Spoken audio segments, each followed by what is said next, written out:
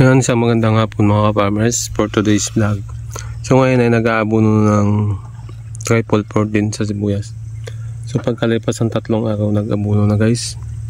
So nung una ay ammonium. So yung ammonium ay medyo tumalab na rin naman sa sibuyas. Ayan ay sibuyas. So nagkamasan na rin yung sibuyas. Maganda na rin yung sibuyas na tignan.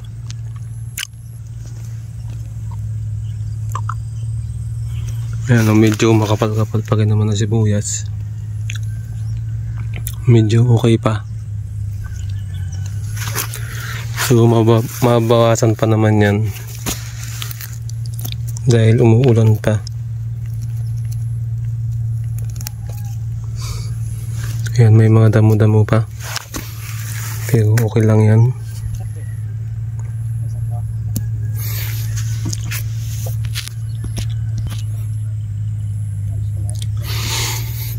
Ayan, may makapal, may manipis.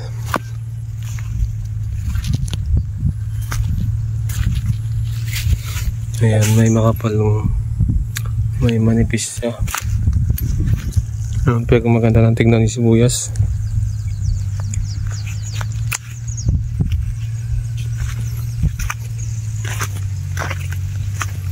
At ito guys, makapal pa yung sibuyas oh.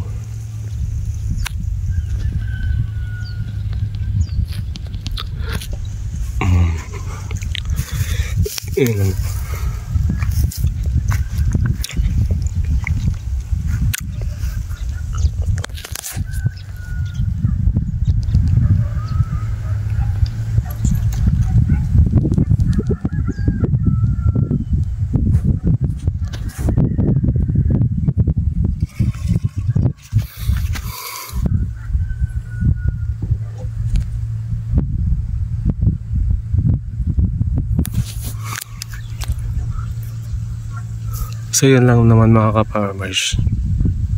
Abono lang naman. So pagkatapos ng abono, spray. Ano pala to guys? Inaabonuhan bago binabalawan ng tubig na walang abono. So ganun po guys, para hindi masunog yung sibuyas. So yun lang mga ka-farmers, ang ating update sa ating onion. Sana ay may matira at hindi lumakas ang ulan.